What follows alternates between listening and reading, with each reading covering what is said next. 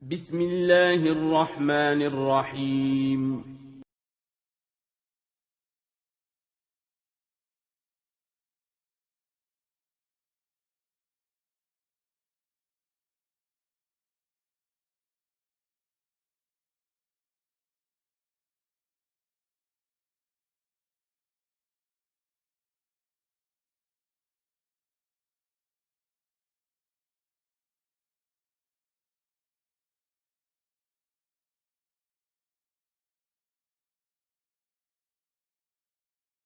Bismillahirrahmanirrahim. Assalamualaikum warahmatullahi wabarakatuh. Bismillah wassalatu wassalamu ala rasulillah wa la hawla wa la quwata illa billah. Amma ba'du, kaifa halukum? Bagaimana kabar kalian? Wahai siswa-siswi SD Islam Imam Syafi'i Sangatta, semoga di hari yang berbahagia ini kalian semua senantiasa dalam lindungan Allah Subhanahu wa ta'ala. Insya Allah hari ini kita akan belajar fikih.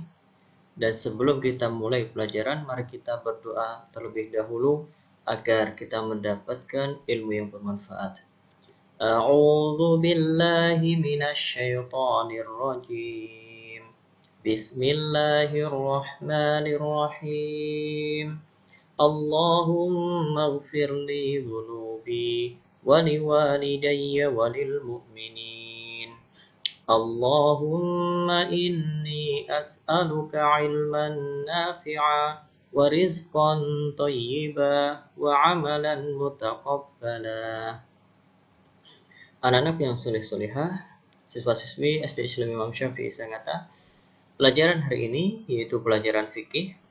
Maka dari itu silakan disiapkan terlebih dahulu buku pelajarannya agar lebih memudahkan kita dalam belajar pelajaran hari ini. Ya, silakan dibuka halaman 33. Ya. Dan kita masih membahas tentang puasa Ramadan, yang mana puasa Ramadan ini merupakan salah satu rukun di antara rukun-rukun Islam. Rukun Islam ada 5. Yang pertama syahadat, yaitu mengucapkan asyhadu an la ilaha illallah wa anna muhammadar rasulullah, yang artinya tidak ada sesembahan yang berhak untuk disembah kecuali Allah Subhanahu wa taala, dan aku bersaksi bahwasanya Muhammad adalah utusan Allah Subhanahu wa taala. Rukun Islam yang kedua yaitu mendirikan salat, yang ketiga yaitu membayar zakat, yang keempat yaitu puasa di bulan Ramadan, dan yang kelima pergi haji ke Baitullah bagi yang mampu. Nah, jadi puasa Ramadan ini adalah rukun Islam yang keempat. Dan pelajaran kita hari ini kita akan mempelajari tentang syarat dan rukun puasa Ramadan.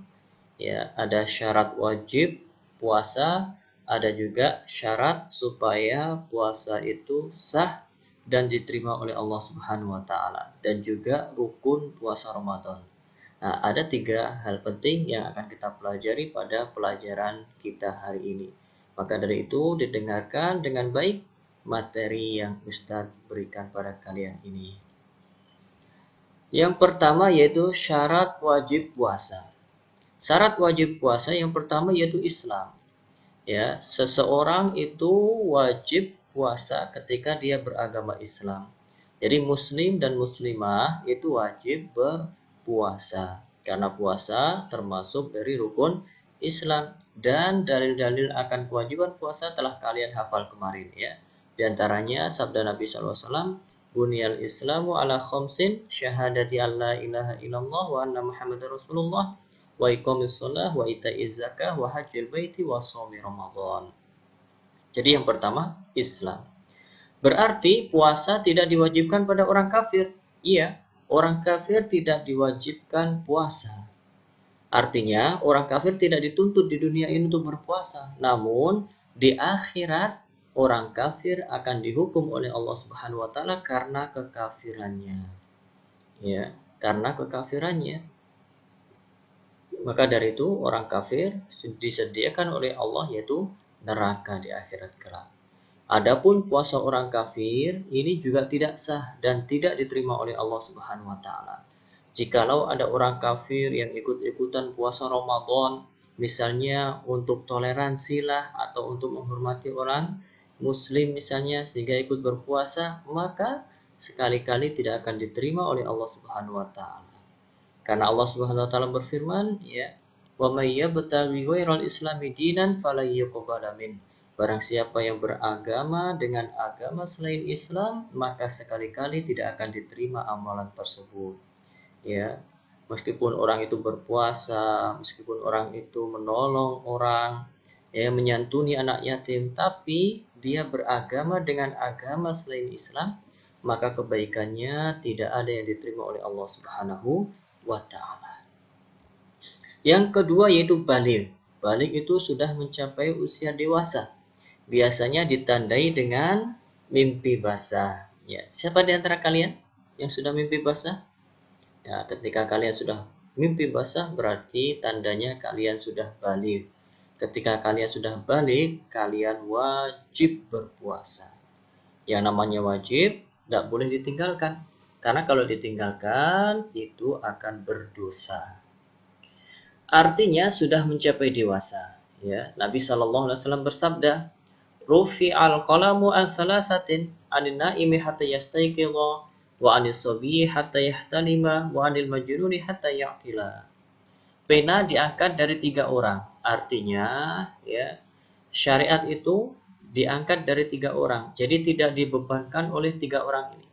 Kepada 3 orang. Yang pertama yaitu orang yang tidur sampai dia terbangun. Ya.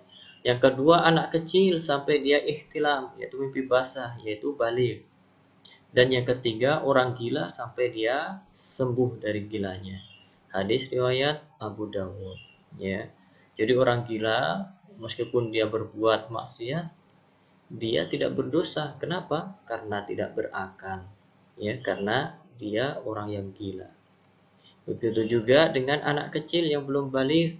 Ketika dia tidak berpuasa, maka dia tidak berdosa. Kenapa? Karena masih belum baligh. Tapi ketika dia sudah baligh yang ditandai dengan mimpi basah, maka dia wajib berpuasa.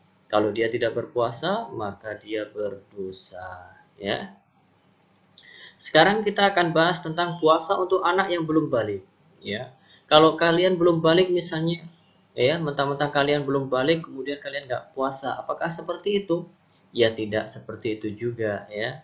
Jadi perhatikan, para ulama itu sepakat bahwa ibadah dan berbagai kewajiban tidaklah wajib kecuali jika seseorang sudah baligh. Ya.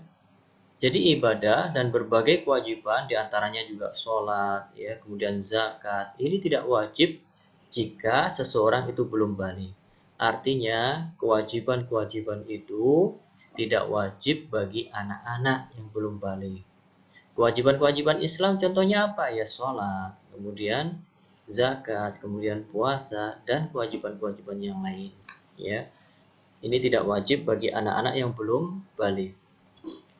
Namun, mayoritas ulama ini menganjurkan agar anak dilatih berpuasa dan melakukan ibadah supaya nantinya mereka tidak meninggalkannya. Jadi meskipun belum baligh, para ulama itu mayoritas mereka menganjurkan agar orang tua itu melatih anak-anaknya meskipun belum baligh, meskipun masih kecil. Melatih untuk apa? Melatih untuk beribadah. Ibadah apa saja? Ya ibadah-ibadah yang diwajibkan. Contohnya sholat, ya, kemudian berpuasa, ya, kemudian ibadah-ibadah wajib yang lainnya. Dan terbiasa serta mudah melakukan ketika sudah wajib nantinya, ya. Jadi untuk membiasakan. Dan ibadah ini memang perlu dibiasakan sejak kecil, ya. Maka dari itu kalian juga nggak boleh membantah orang tua kalian ketika kalian diperintahkan untuk berpuasa. Jangan sampai kalian beralasan, "Loh, saya kan belum baligh." Ya, tetap, ya. Dahulu kebanyakan mayoritas ulama itu sudah menganjurkan anak-anaknya, ya, sudah dilatih untuk berpuasa. Bahkan ada sebuah hadis yang diriwayatkan oleh Imam Bukhari bahwasanya Ar-Rubayyi berkata, "Dan kami mengajak anak-anak kami untuk berpuasa. Kami membuatkan pada mereka mainan dari bulu. Jika saat puasa mereka ingin makan, maka kami berikan pada mereka mainan tersebut. Akhirnya mereka terus terhibur sehingga mereka menjalankan puasa hingga waktu berbuka. Ini perhatikan, dahulu para ulama, ya, ulama-ulama salaf dulu melatih anak-anaknya untuk berpuasa meskipun masih kecil, meskipun belum balik. Bahkan mereka membuatkan mainan-mainan dari bulu, ya. Buat apa mainan ini? Mainan ini diberikan kepada anak-anak mereka ketika anak-anak mereka itu merasa lapar dan minta makan. Ya, ketika anak-anak itu dikasih mainan, maka dia mainan dengan mainan tersebut dan terhibur sehingga lupa dari rasa lapar dan rasa haus sehingga dia bisa berpuasa sampai waktu berbuka. Nah, ini menunjukkan bahwasanya ulama-ulama kita, ya, generasi-generasi terbaik umat ini, ya, generasi-generasi salaf, mereka sudah mengajarkan anak-anak mereka berpuasa meskipun belum balik. Hadis ini menunjukkan bahwa hendaklah anak-anak dididik puasa sejak mereka kuat. Jika mereka merengek ingin berbuka padahal belum waktunya, maka hiburlah mereka dengan mainan sehingga mereka terbuai. Akhirnya mereka nantinya bisa menjalankan puasa hingga waktu maghrib. Ya, apalagi kalian sekarang sudah kelas 4. Ya, meskipun kalian belum balik, maka kalian juga harus berpuasa, ya.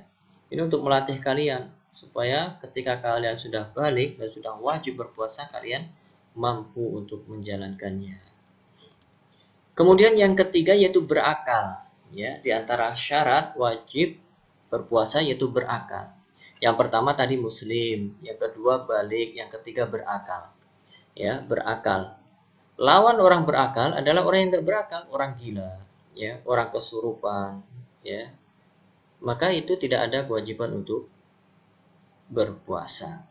Nabi SAW bersabda, yang artinya pena diangkat dari 3 orang. Dari orang yang tidur sampai ia terbangun, dari anak kecil sampai ia ihtilam, dan dari orang gila sampai ia sadar. Ya. Kemudian yang keempat yaitu mukim. Mukim itu lawan dari musafir.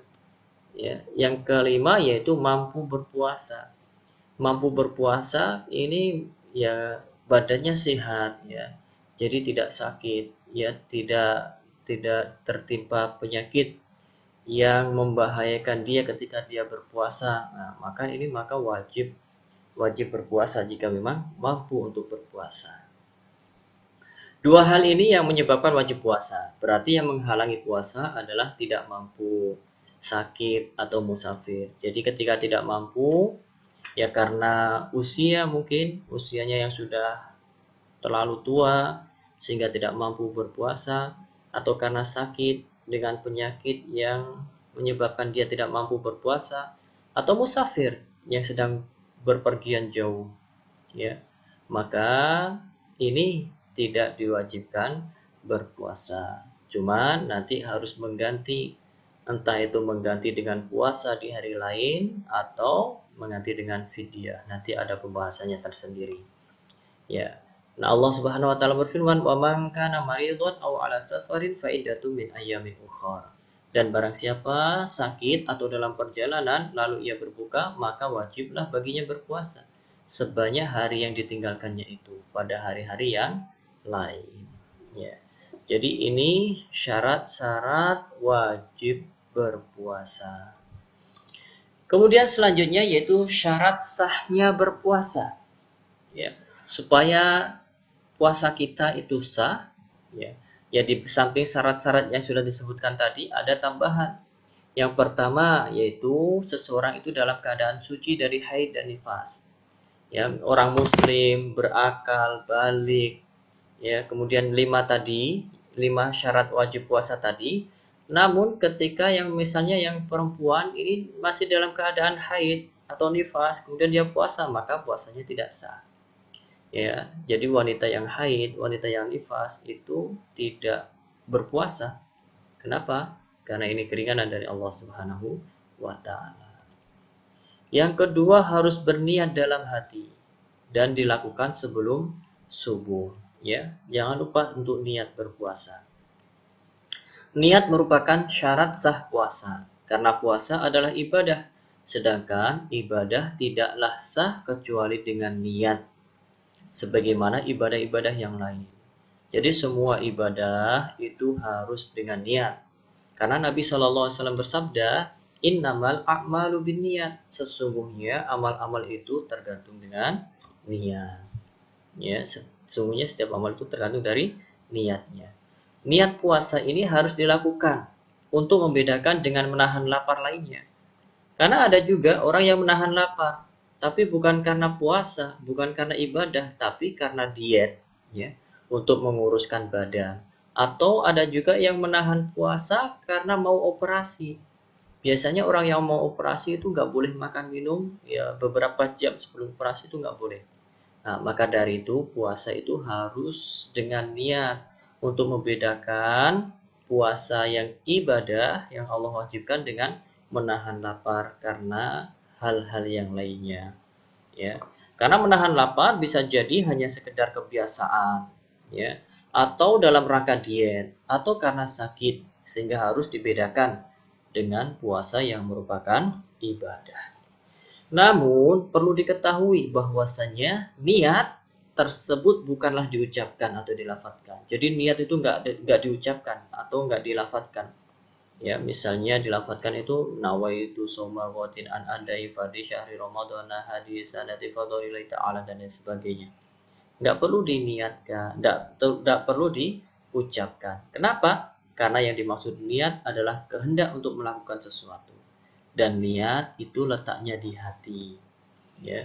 Semoga Allah merahmati An-Nawawi, yaitu Al-Imam An-Nawawi rahimahullah, ulama besar dalam mazhab Syafi'iyah, yang mana beliau mengatakan la yasihhu shauma illa bin niyah wa mahalluhal qalbu wa la yustaratun nutqu bila khilafin. Apa artinya? Tidaklah sah puasa seseorang kecuali dengan niat. Jadi puasa itu nggak sah kalau nggak niat. Letak niat adalah dalam hati. Ini perhatikan baik-baik. Niat tempatnya dalam hati. Tidak disyaratkan untuk diucapkan. Masalah ini tidak terdapat perselisihan di antara para ulama. Jadi semua ulama itu sepakat bahwasanya niat itu wajib dan niat itu letaknya di dalam hati. Jadi tidak diucapkan. Rukun puasa yang terakhir yaitu rukun puasa. Rukun puasa itu ada satu, ya. Berdasarkan kesepakatan para ulama, rukun puasa adalah yaitu menahan diri dari berbagai pembatal puasa, mulai dari terbit fajar yaitu subuh hingga terbenamnya matahari yaitu maghrib. Jadi ini rukun puasa, yaitu menahan diri dari berbagai macam pembatal-pembatal puasa. Apa saja pembatal-pembatal puasa? Insya Allah nanti akan kita bahas. Hal ini berdasarkan firman Allah Subhanahu wa taala, "Wa kulu washrabu hatta yatabayyana lakumul khaytul abyadu minal khaytil aswadi minal fajr, tsumma atimmus shiyama ilal lail." Dan makan minumlah hingga terang bagimu benang putih dari benang hitam, yaitu fajar. Kemudian sempurnakanlah puasa itu sampai datang malam. Ya. Jadi yang dimaksud dari ayat ini adalah terangnya siang dan gelapnya malam. Dan bukan yang dimaksud adalah benang secara hakiki. Jadi ayat ini menjelaskan bahwasanya berpuasa itu yang menahan diri dari perkara-perkara yang membatalkan puasa. Kapan waktunya? Waktunya dimulai dari terbitnya fajar, yaitu waktu subuh, sampai terbenamnya matahari, yaitu waktu maghrib. Jadi ini rukun puasa hanya satu, ya. Jadi ini tadi yaitu syarat-syarat wajib puasa, kemudian ada syarat-syarat sahnya puasa, kemudian ada rukun puasa.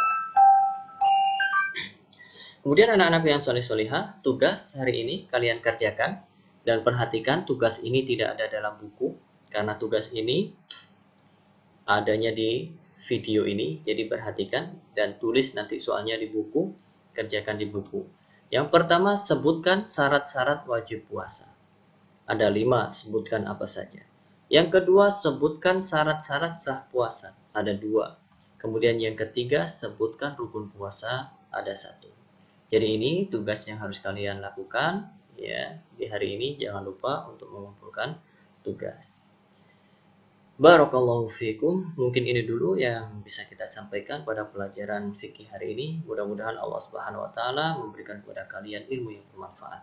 Subhanakallahumma bihamdika asyhadu an la ilaha illa anta astaghfiruka wa atubu ilaik. Assalamualaikum warahmatullahi wabarakatuh.